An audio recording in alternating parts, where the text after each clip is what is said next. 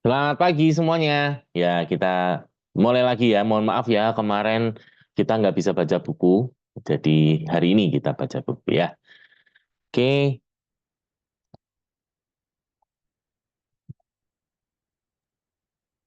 Nah, hari ini kita akan masuk di bagian ketiga ya.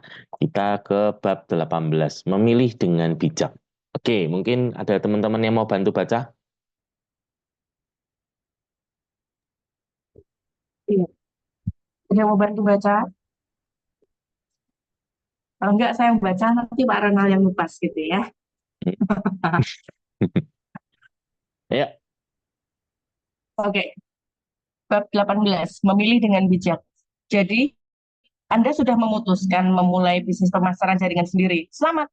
Sekarang Anda dihadapkan pada pilihan. Ada ribuan perusahaan pemasaran jaringan di luar sana. Anda akan bergabung dengan yang mana? Bagaimana Anda akan memilihnya? Pemasar jaringan pemula seringkali membuat pilihan begitu saja dengan semata mendaftar pada kesempatan pertama. Bisa jadi perusahaan pertama yang Anda dengar adalah perusahaan hebat dan pilihan Anda bijak. Akan tetapi, pilihan yang Anda ambil haruslah cermat dan hati-hati. Kita bicara tentang masa depan Anda. Jadi, bagaimana Anda memilih?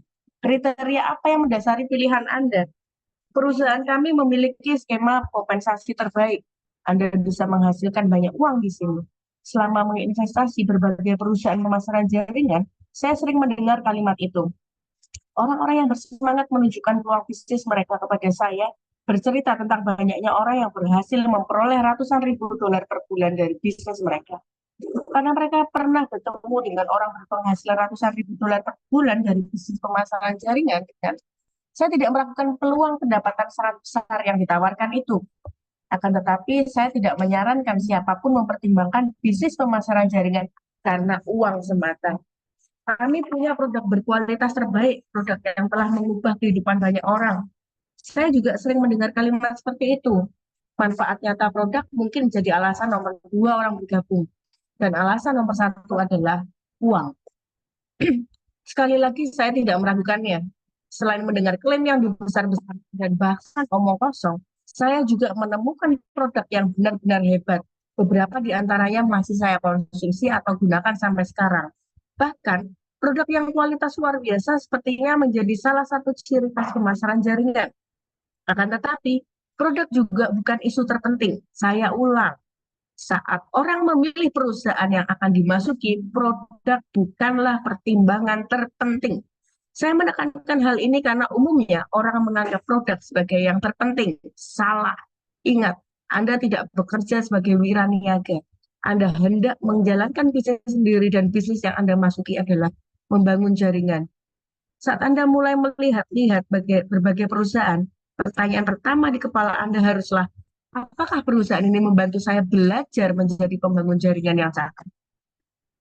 Alasan nomor satu alasan nomor satu saya merekomendasikan pemasaran jaringan adalah pendidikan bisnis dunia nyata dan pengembangan pribadi yang ditawarkannya.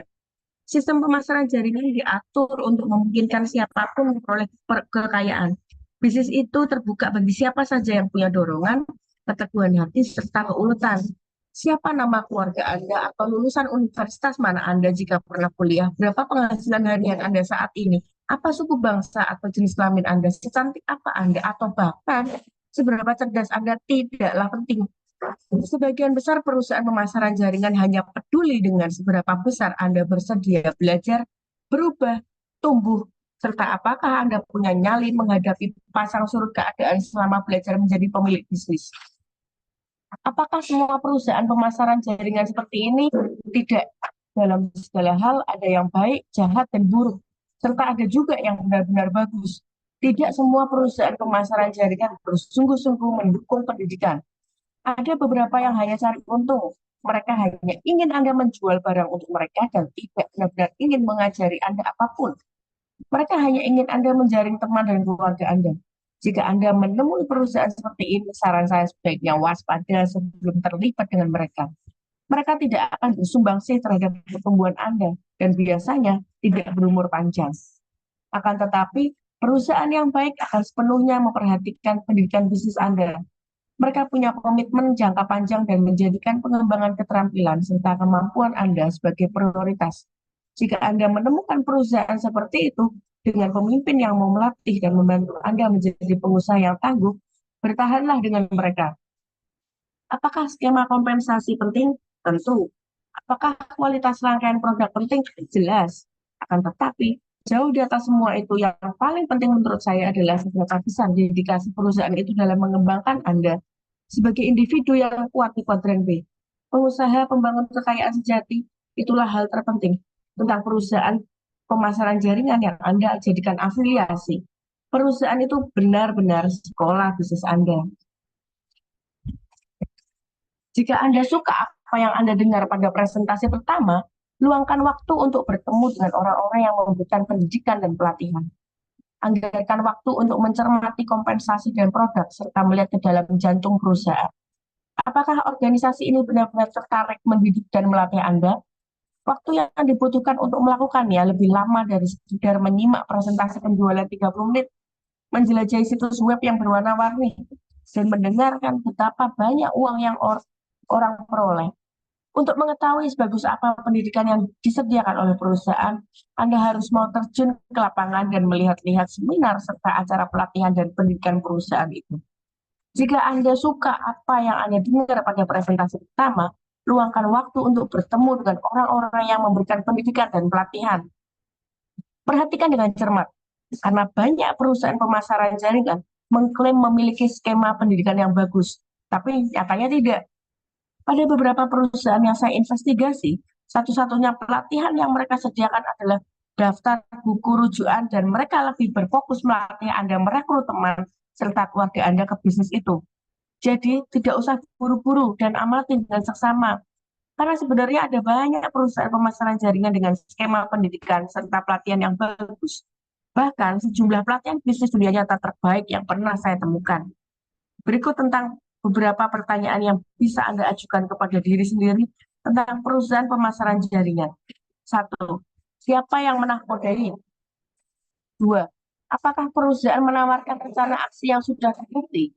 3. Apakah perusahaan memasukkan keterampilan bisnis dan pengembangan pribadi sebagai bagian reguler program pendidikan serta pelatihannya? 4. Apakah perusahaan punya rangkaian produk yang kuat, berkualitas tinggi, dan komersial yang membuat Anda bergairah? Siapa yang menakodainya? Para pemula yang mendekati bisnis dengan perspektif kuadran E atau S sering melihat produk, skema kompensasi, atau promosi untuk menilai kekuatan perusahaan. Saya mengabaikan semua hal itu dan langsung melihat prinsipalnya. Orang-orang yang memegang posisi kepemimpinan. Bukan berarti produk dan skema kompensasi serta yang lain-lain tidak penting.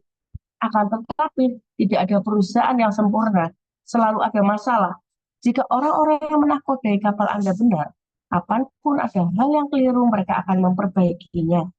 Bahkan, jika yang menakodai kapal Anda orang-orang hebat, tak akan ada masalah yang tidak bisa mereka atasi.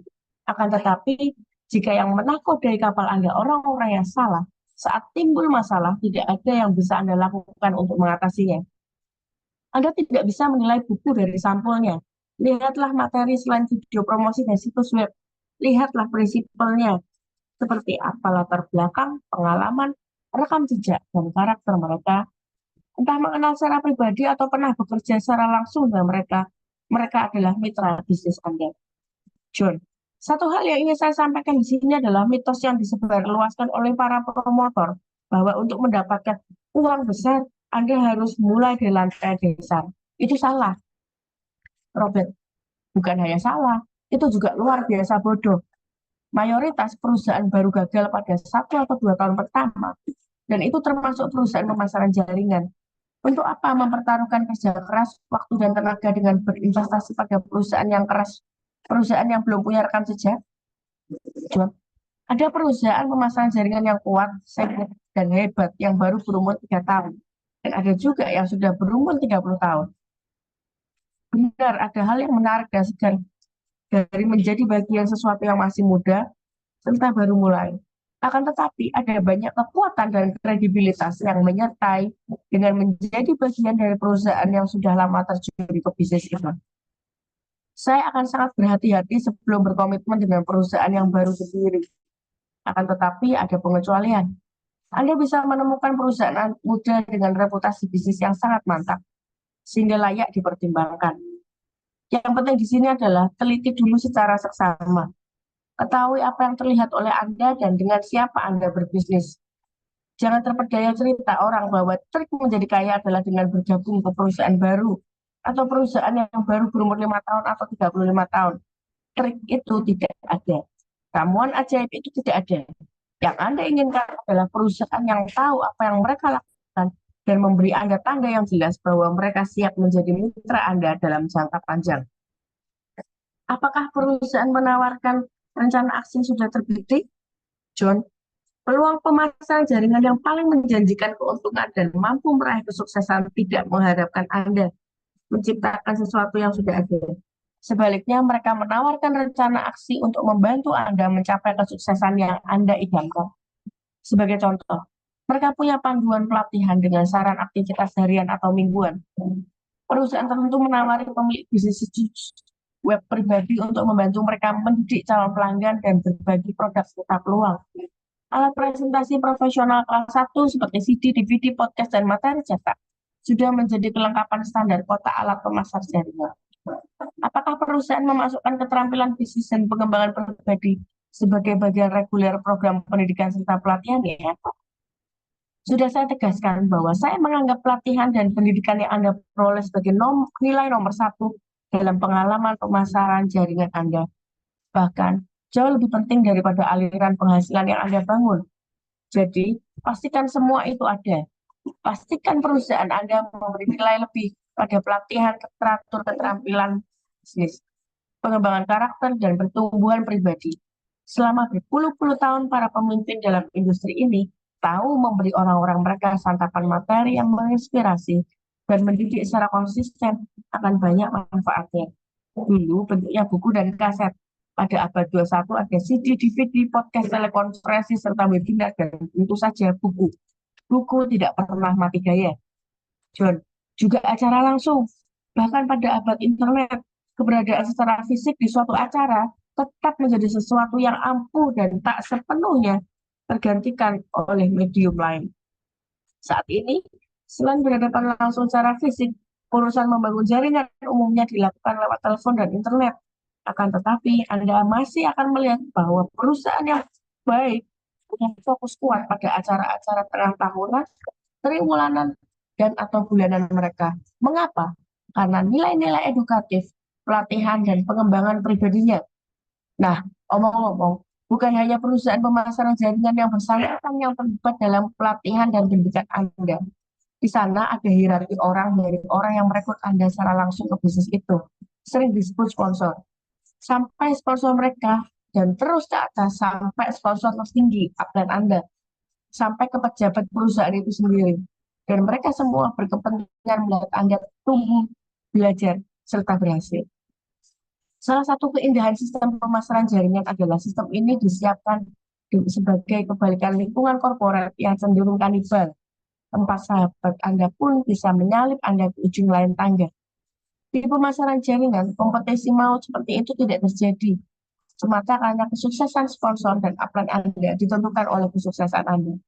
Anda yang mendapat keuntungan dari Anda ingin tumbuh. Apakah perusahaan punya rangkaian produk yang kuat, berkualitas tinggi, dan komersial yang membuat Anda sangat bergairah? Meski bukan pertimbangan nomor satu, tawaran produk perusahaan tidak kalah penting. Mengapa? Karena satu kata, gaung. Perusahaan pemasaran jaringan umumnya tidak banyak beriklan melalui media massa. Anda tidak melihat baliho atau iklan TV untuk produk-produk itu. Mengapa tidak? Karena mereka menggunakan model promosi yang benar-benar berbeda. Alih-alih menggelontorkan duit buat beriklan di media massa yang berbiaya mahal, mereka mengalokasikan anggaran iklan itu ke orang-orang seperti Anda. John, darah pertumbuhan jaringan adalah getok tular. Satu orang bercerita kepada orang lain tentang produk atau layanan dan peluang yang mereka ikuti. Oleh karena itu, produk dan jasa yang biasanya paling sukses dalam model pemasaran jaringan adalah produk dan jasa yang membuat orang penasaran, yang punya cerita besar bagi mereka, yang punya bahan unik atau riwayat menarik, yang memberi pengguna manfaat luar biasa, dan yang pertama hadir produk atau jasa dengan kisah unik. Dalam satu kata, gaung. Jangan salah paham. Saya tidak bicara tentang publisitas. Saya bicara tentang kualitas dan atribut sejati. Produk Anda harus benar-benar bagus. Namun, penting diingat bahwa produk terbaik itu tidak ada. Ada ruang untuk ribuan produk dan layanan terbaik. Sampai tingkatan tertentu, memilih produk hebat adalah hal yang sangat subjektif. Orang cenderung lebih suka produk penawaran perawatan kulit, misalnya, atau nutrisi, atau teknologi tertentu. Apakah ada pasar yang kuat untuk produk itu? Apakah produk itu akan menarik minat banyak orang? Apakah harganya kompetitif? Apakah Anda percaya pada nilai-nilai produk itu dan mau menggunakannya sendiri? Apakah produk itu punya kisah yang hebat untuk diceritakan? Jika Anda benar-benar bergairah pada produk yang ingin Anda bagi dengan orang lain juga cenderung akan bergairah tentang produk itu. Oke, ada yang mau sharing? Oke. Ini ya, memilih dengan bijak. Nah, tadi kan sudah didasari di awal tadi yang menarik bagi saya ya, ada ribuan ya, kalau di Amerika itu ada ribuan ya. Kalau kita di Indonesia saat ini minimal yang resmi tergabung di APLI itu kan sekitar seratusan perusahaan. Belum lagi yang tidak tergabung di APLI gitu ya, yang tergabung misalnya katakan di AP2LI itu lebih banyak lagi. Nah, yang jadi pertimbangan di sini ya, bagaimana caranya memilih nih ya supaya kita tuh jangan sampai salah pilih. Nah, gawat nih kalau sudah salah pilih gitu kan. Kalau bagi saya yang kita semuanya ada di sini, yang nomor satu terpenting itu sebetulnya sebelum ke orang lain adalah ke diri sendiri dulu. Pertanyaan terpentingnya pada pagi hari ini adalah apakah saya yakin dengan pilihan saya di HDI? Jangan-jangan saya salah pilih. Ya kan? Karena kalau mungkin saya merasa saya belum yakin ya dengan apa yang saya pilih di HDI, itu yang mungkin membuat hari ini saya belum bisa all out. Ketika saya belum bisa all out, itu kenapa saya belum punya prestasi. Saya belum punya sesuatu yang besar, saya belum punya sesuatu yang eh, hasil yang signifikan gitu loh. Itu kuncinya nomor satu adalah keyakinannya dulu. Ya. Nah, tadi kan ada beberapa kriteria ya. Apalagi kalau penawaran tentang bisnis MLM ya. Siapa yang pernah ditawarin dengan kata-kata seperti ini? Ah, enak di tempatku. Kalau HDI itu lama. Di tempatku itu, orang itu baru 1-2 bulan itu langsung bisa punya income ratusan juta. Ada yang sudah punya rumah mewah, mobil mewah, kapal pesiar. Apalagi? Di sini Pesawat enak. jet gitu ya. Ya, saja sih. Ya, aku belum pernah dengar sih ya, yang dapat pesawat jet. Kalau di sini enak, nggak usah kerja keras. Cuman join aja, ya kan? Cuman join aja, nanti toto bisa besar sendiri gitu ya. Atau yang di atasnya sedikit, kalau di tempatku enak, kamu cuma nggak usah tutup poin tuh ya, Dikim bagus, thank you. Apalagi nih promosinya. Nggak perlu jualan. Nggak perlu jualan. Cuman ngurusin satu jalur aja. Nanti yang satu jalur dibantu sama upline-nya. Apalagi.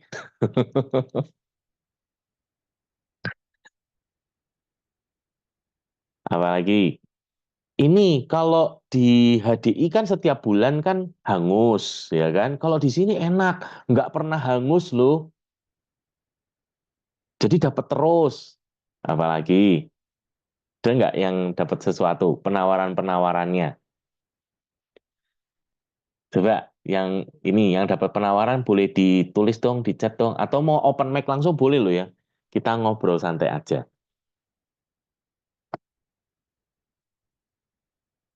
Oke, nah terkait dengan penawaran-penawaran istimewa tadi, ya disitulah justru ya ketika kalau bahasa Inggrisnya too good to be true gitu ya, terlalu indah, nah itu kita harusnya sudah mulai berhati-hati. Yang benar tuh harusnya berhati-hati.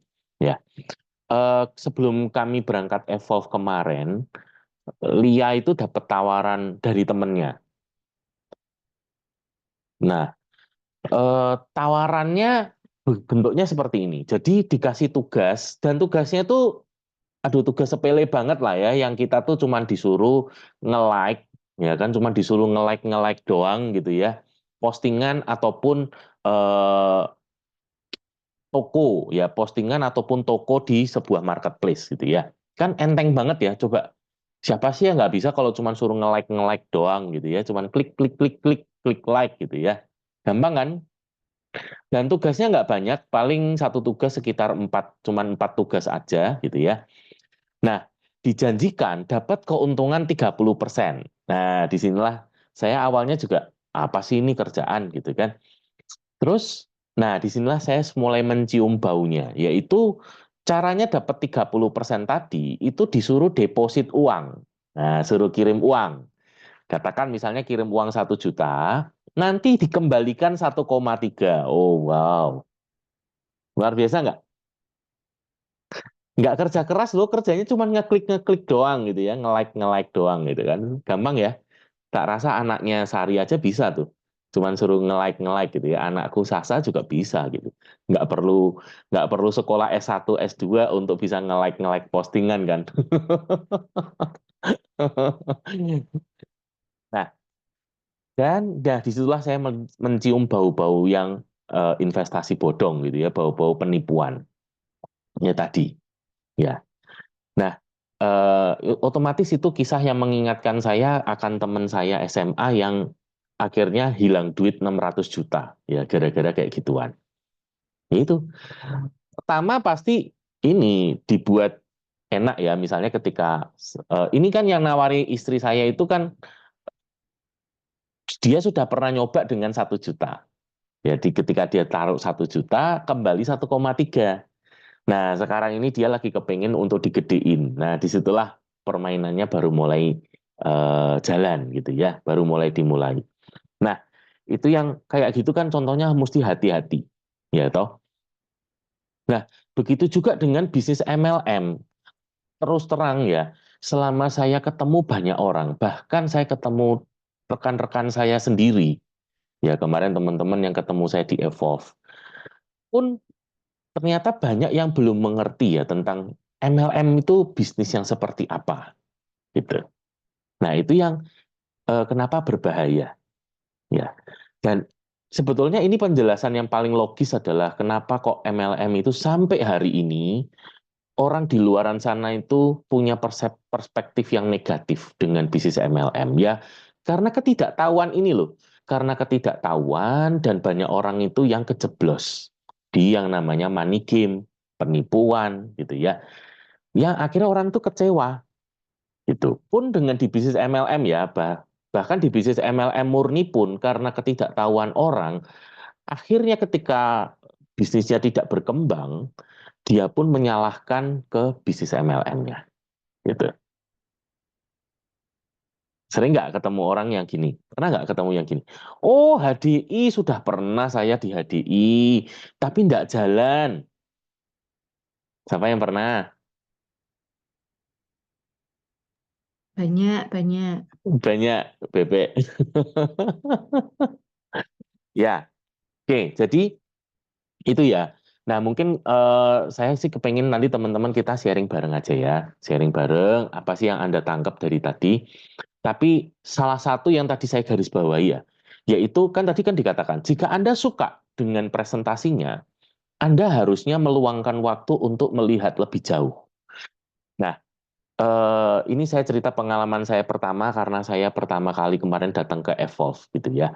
Dan di pertemuan Evolve itu juga salah satunya saya ngobrol dengan salah satu leader dari Jawa Timur yang juga membukakan paradigma berpikir saya.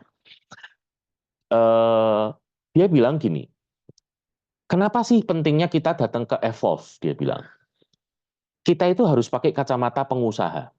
Kita ini kan kepengen menginvestasikan waktu, tenaga, kerja keras kita untuk sesuatu yang kita tuh berharap punya hasil besar di belakang sana, gitu ya.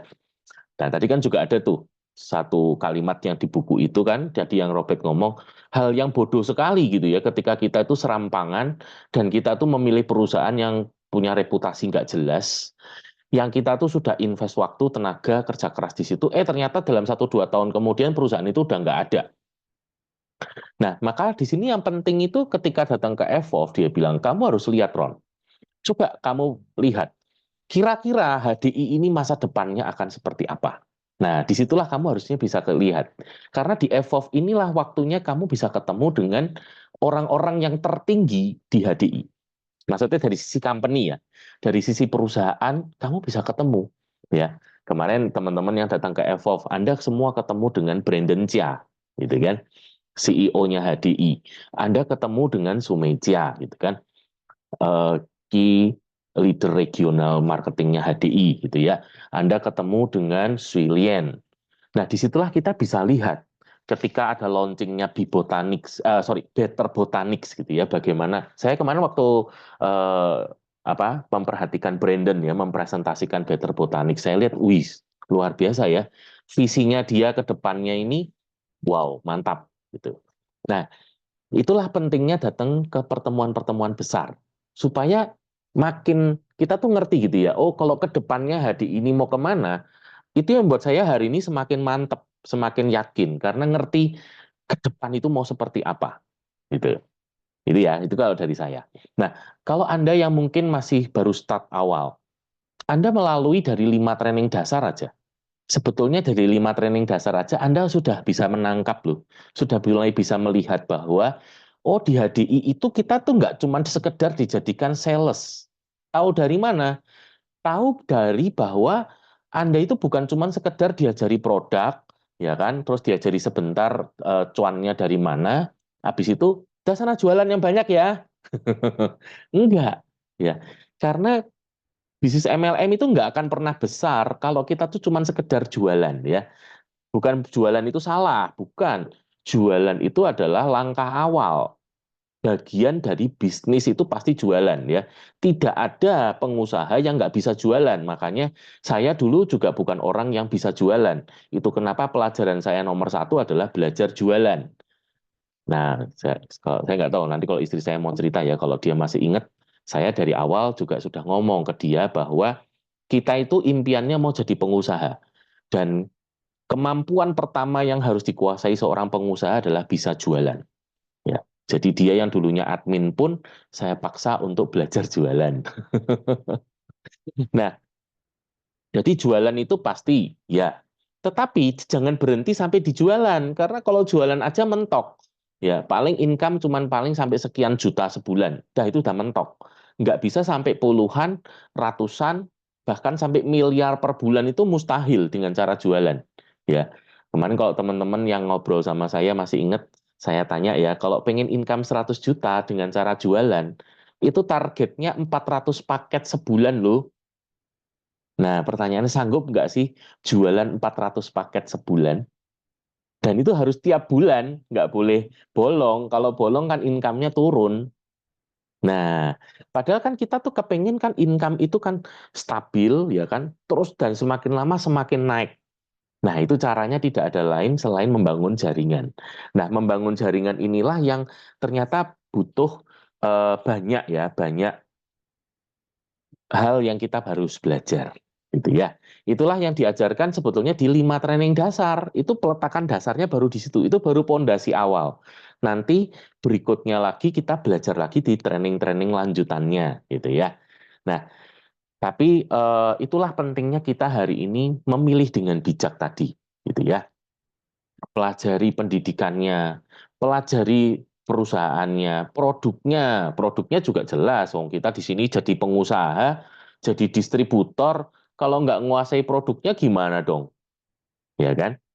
Dan apalagi kompensasi ya, kompensasi ini juga perlu untuk dipelajari ya. Jadi banyak orang yang gini, yang saya cukup prihatin ya, banyak yang bahkan training BP aja tuh nggak nguasai.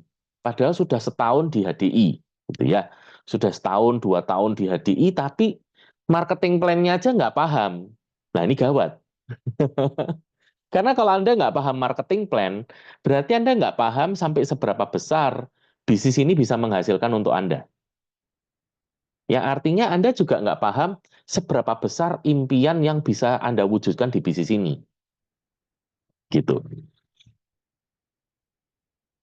Nah, itu kalau pentingnya kita marketing plan ya. Nah, itu.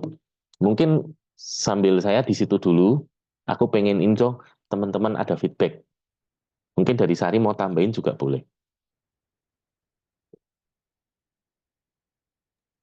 Teman-teman dulu deh. Ada mau share dapat apa nih tadi? Kalau saya pribadi ya, tadi yang saya ini saya harus dicari adalah saya tidak menyarankan siapapun mempertimbangkan bisnis pemasaran jaringan karena uang semata. Alasan nomor satu saya merekomendasikan pemasaran jaringan adalah pendidikan bisnis dunia nyata dan pengembangan diri yang ditawarkan. Jadi kalau fokus utamanya hanyalah uang, itu yang akhirnya membuat kita ini juga jatuh apa ya eh, sedih kalau tiba-tiba belum dapat hasilnya. Padahal yang harus dipikirkan adalah seberapa kita ini bersedia untuk terus belajar, berubah dan tumbuh. Nah ini, serta Oke, apakah Anda punya nyali menghadapi pasang surut keadaan selama belajar menjadi pemilik bisnis. Nah ini loh, oke. nyali Sar. pasang surutnya ini ya. Nah, tadi, jadi Sari itu ngingetin aku nih ya. Ini juga banyak ya, banyak teman-teman. Nah, kemarin eh, orangnya nggak masuk di sini ya. Jadi kemarin dia datang ke Evolve gitu ya. Dia cerita bagaimana istrinya dia itu menentang dia di MLM gitu ya. Saya tanya, kenapa alasannya Pak? Ya karena kakaknya pernah di MLM dan gagal. Dia sendiri cuma pernah nyoba beberapa kali juga gagal. Nah, di sini yang menarik ya, kita ngobrol bareng nih. Tadi kan Sari mengatakan kalimatnya apa? Jangan semata-mata mengejar uang gitu ya. Betul ya? Iya, Nah, betul. jadi disinilah banyak orang itu yang keliru gitu loh. Bahwa kalau dikatakan hasil, hasil itu harus berupa uang. Nah, ini yang salah. Gitu ya. Yang saya maksud salah tuh gini loh, bukan berarti, oh di HDI nggak ada uangnya dong kalau gitu, karena nggak boleh ngejar uang. Bukan itu. Uang itu adalah akibat. Uang itu selalu adalah akibat. Akibat dari sesuatu yang sudah kita kerjakan. Nah, gini, sebetulnya ya kalau kita jalan di bisnis HDI, ya nomor satu itu yang harus dikejar itu adalah pengembangan diri. Nah, tadi kan ada ya. Gimana Sarah? Tolong diulang kata-katamu tadi yang terakhir. Sebelum punya nyali tadi itu loh. Seberapa besar Anda bersedia belajar, berubah, tumbuh, dan serta apakah Anda punya nyali menghadapi pasang surut keadaan Yes, selama belajar yes. Itu yang tadi menjadi saya maksud. pemilik Jadi, bisnis. ya, di awal-awal sebetulnya minimal ya 1 sampai 3 bahkan mungkin 5 tahun pertama fokusnya itu jangan langsung ke uang dulu karena uang itu nanti akibat. Tapi yang penting di 1, 3 sampai 5 tahun pertama fokusnya tuh di pengembangan diri dulu. Paham ya? Karena ketika ngalami perkembangan diri ini bicara yang pertama pengembangan pengetahuan. Yang kedua, pengembangan kemampuan, gitu ya. Yang ketiga, bekerja yang lebih cerdas, yang lebih keras, lebih ikhlas, lebih tuntas, gitu ya, efektif, gitu ya kerjanya. Maka ketika sudah naik level, barulah uang itu akan mengalir masuk secara makin lama makin besar, secara eksponensial. Paham ya? Jadi, nah, barang kan tadi ya di awal-awal itu membuat orang seringkali kecewa. Fokusnya mereka tuh cuman sampai ke uang aja. Mereka nggak ngelihat faktor-faktor yang lain. Mereka nggak ngelihat bahwa iya ya, aku tuh sebetulnya pengetahuannya sekarang semakin berkembang loh. Dulu tuh aku nggak ngerti tentang misalnya apa. Oh aku tuh untuk aku bisa berhubungan dengan baik dengan orang lain, aku tuh harus belajar apa sih? Oh, aku harus belajar mulai mendengarkan orang. Oh, aku nih harus belajar mulai memperhatikan orang yang selama ini aku nih cuek banget gitu ya, bodoh amat dengan orang lain. Aku nih mulai gitu ya. Terus belajar apa? Oh, belajar lebih sabar, menahan diri gitu ya, nggak langsung yang reaktif gitu. Begitu ada sesuatu, dia langsung biar gitu kan. Tapi sekarang belajar untuk sabar, menahan diri gitu ya. taunya dari mana sih terjadi perkembangan? Sebetulnya taunya dari orang sekitar, ya kan? Contoh, berapa banyak diri Anda yang sudah jalan, ya, katakan setahun, 3 tahun, dan Anda mau konsisten belajar, tahu-tahu pasangan Anda itu ngomong gini, kamu sekarang kok beda toh? Sekarang kamu lebih pengertian loh. Kamu sekarang lebih sabar loh. Kamu sekarang tuh lebih mau ngertiin loh. Kata-katamu kok sekarang lebih lembut sih? Nah, siapa yang ngalami gitu? Coba. Ya, Sari ngalami. Siapa lagi? Ah, ini orangnya ada di sini nih. Ah, saya.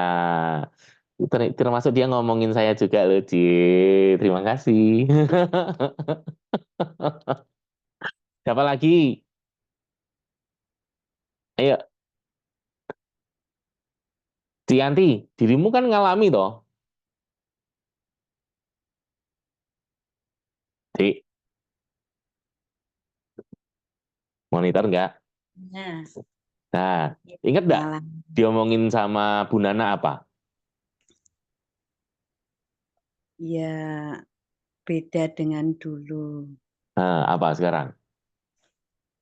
Cara bicaranya berbeda. Terus eh, ada kemajuan begitu. Tidak seperti dulu. sekarang jadi lebih cepet ya? Ya, lebih cepat, tidak lambat seperti dulu. Bagus. Nah, contohnya gitu, ya. Yang lain, Pak Sasbron mungkin ngalami sesuatu.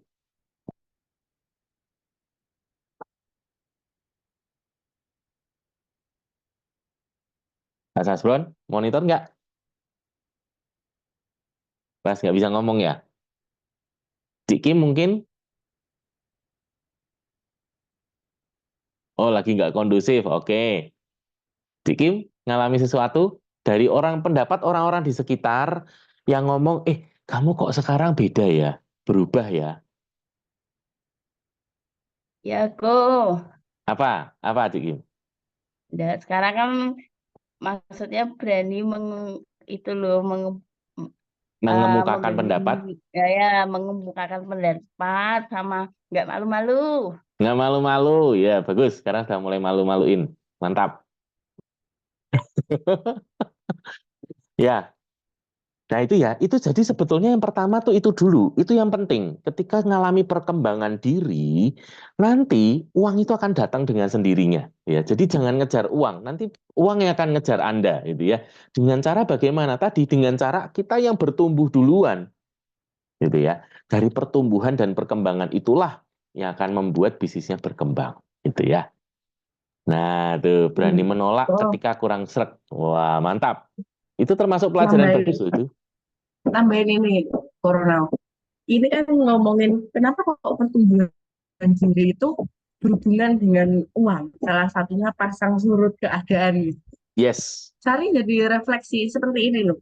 Nanti kan ya, kita nih owner suatu diizinkan Tuhan, tiba-tiba kaya gitu ya. Hmm. Tiba-tiba punya uang banyak, punya bisnis nih. Anggaplah HDI ini adalah benar-benar punyanya kita. CEO-nya adalah nama-nama kita, misalnya Sari atau Bunaneng atau siapa yang ada. Terus kalau kita ini cuma terus ada berita tiba-tiba nih, tiba-tiba oh harga dolar naik. Tapi terus kalau kitanya ini, waduh gimana ya? Waduh dolar naik, wah mati. Hancur nggak bisnisnya? Hancur ya toh, kitanya nggak kuat soalnya. Apa ini?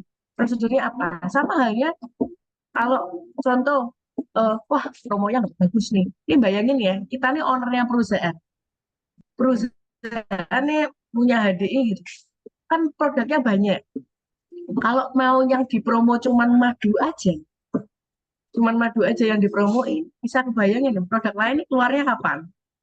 Satu, kedua masih memikirkan juga kan, misalnya dipromo cuman biskin aja gitu ya. Sedangkan itu repeat ordernya panjang. Maka perusahaan apa? Kenapa kok salah satunya kita dihadapkan menjadi pemilik bisnis? Ya ini loh keadaan tidak menentu seperti ini pun itu yang membuat kita nih harus berpikir, aku harus ngapain nih? Aku harus punya ide apa nih?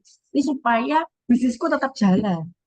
Nah, bedanya hari ini saat kita menjadi entrepreneur kan sudah dimudahkan tidak memikirkan resikonya itu.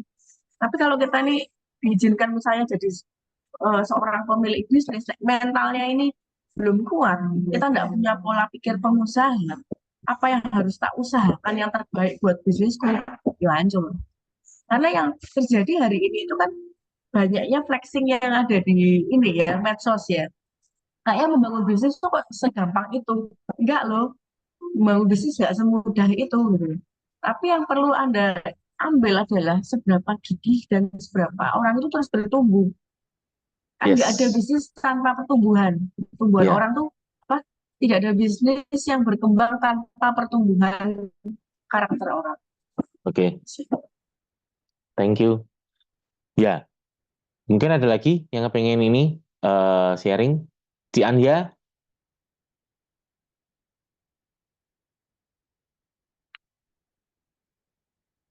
Ci Anja mungkin pengen sharing sesuatu.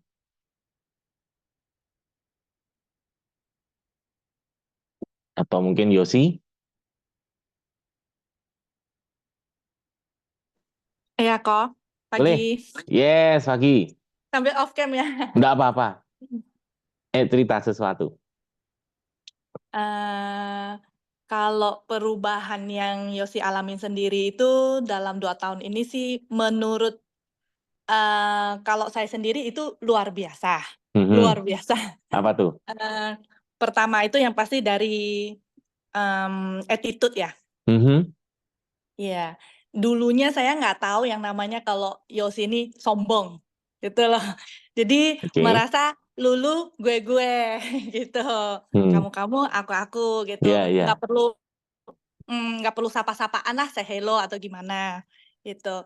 Terus kalau sekarang itu bisa dibilang 90 derajat ya berubahnya ya. Jadi kalau misalnya orang yang nggak kenal pun kita juga bisa kasih senyum aja gitu loh. Wow, luar biasa Ya ya. itu menurut saya itu bukan suatu hal yang gampang ya kok, gitu. Terus juga puji. Dulu tidak pernah bisa memuji seseorang kalau benar-benar apa ya, diperlukan gitu. Contohnya gini,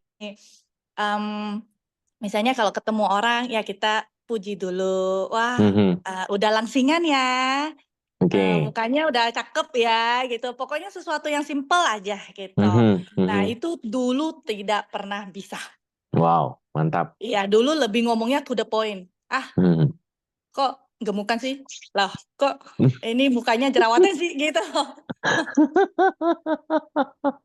Iya, itu sih perkembangan yang Mantap. Yosi dapat sih kok, bener-bener.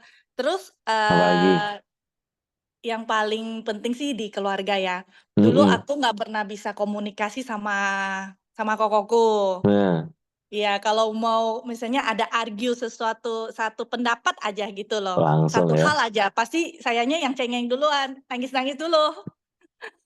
Padahal tidak ada yang menyiksa gitu, maksudnya mukul ataupun cubit, nggak ada gitu loh. Tapi kok kayaknya komunikasi ini susah banget ya gitu loh.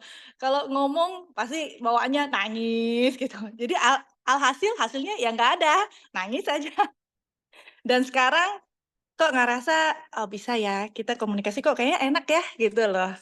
Itu sama suami juga sekarang komunikasi udah bener-bener lebih terasa yang namanya harmonis sih di dalam keluarga. Oke. Ya, Mantap. gitu Kak. Thank you. Wow, thank you sharingnya ya Yos. Thank you banget. Iya. Oke, ada lagi yang mau sharing? Terakhir? Kalau enggak, kita tutup doa ya. Siapa yang mungkin yang mau bantu pimpin doa?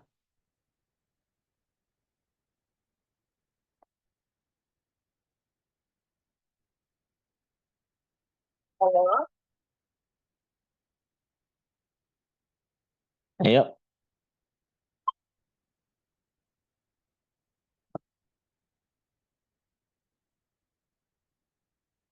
Julia, pimpin doa.